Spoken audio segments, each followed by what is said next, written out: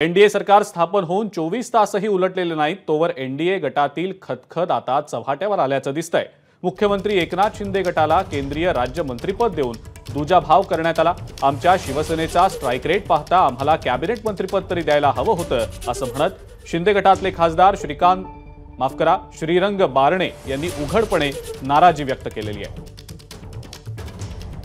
आपल्यासोबत शिंदे गटाचे खासदार श्रीरंग बारणे आहेत। आप्पा, समाधानी आहात केवळ एका राज्यमंत्रीपदावरती? देशामध्ये पंतप्रधान सन्मान्य नरेंद्र मोदी यांचं मंत्रिमंडळ स्थापित झालेले भारत या निवडणुकीचा जर विचार करता शिवसेना पक्ष हा जुना साथी खरं तर एनडीएचा आहे आणि एनडीए घटक पक्षाचा जुना साथी म्हणून शिवसेना पक्षाला कॅबिनेट मंत्रीपद मिळावं ही अपेक्षा माफक आमची अपेक्षा होती। आज जर पाहिलं तर लोकसभेच्या निवडणुका होत असताना 28 जागा राज्यामध्ये भारतीय जनता पक्षाने लढवल्या, त्यांना 9 सीट मिळाले। शिवसेना पक्षाने 15 जागा लढवल्या, त्यांना 7 सीट मिळाले। हा स्ट्राइक रेट देखील शिवसेना पक्षाचा चांगला आणि अधिक आहे आणि आम्हाला पूर्णपणे खात्री होती की कॅबिनेट मंत्रीपद तरी शिवसेना पक्षाला मिळेल। परंतु या सगळ्या घडामोडीमध्ये इतर पक्षाला एक न्याय आणि शिवसेना पक्षाला एक न्याय असं आम्हाला वाटतं।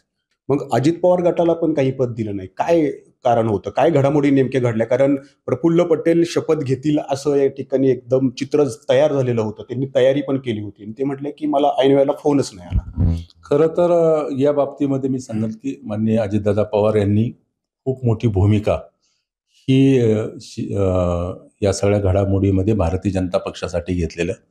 परिवाराशी देखील एक या सगळ्या घडामोडीमध्ये रोष देखील घेतलेला आहे आणि मला असं वाटतं की अजितदादाला देखील न्याय देण्याची भूमिका ही भारतीय जनता पक्षाने घ्यायला पाहिजे होती। तर ज्या पद्धतीनं भाजपनं पण त्यांच्या महाराष्ट्रातल्या खासदारांना मंत्रिपद दिले त्यामध्ये उदयनराजेंना एक पद मिळेल अशी एक अपेक्षा होती, परंतु तसं काही घडलं नाही। तर महाराष्ट्रामध्ये छत्रपती शिवाजी महाराजांचे वारसदार म्हणून माननीय उदयनराजे यांच्याकडे पाहिलं जातं।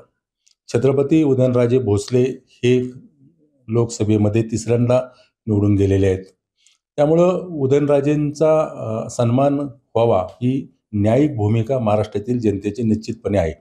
छत्रपती शिवरायांच्या गादीचे वारसदार म्हणून त्यांच्याकडे पाहिलं जातं, मराठा नेतृत्व म्हणून त्यांच्याकडे पाहिलं जातं आणि ही भूमिका आपण जी मांडली ती भूमिका न्यायिक भूमिका आहे छत्रपतींच्या बाबतीमध्ये। परंतु भारतीय जनता पक्षाचा हा अंतर्गत प्रश्न आहे, कुणाला संधी द्यावी, कुणाला मंत्री करावं तो अंतर्गत प्रश्न आहे। परंतु आपण विचारलं तर छत्रपती उदयनराजेच्या विषयी महाराष्ट्राच्या जनतेमध्ये एक वेगळ्या प्रकारचं प्रेम आहे। नाजिमुल्ला, एबीपी माझा, पिंपरी चिंचवड। एबीपी माझा, उघडा डोळे बघा नीट।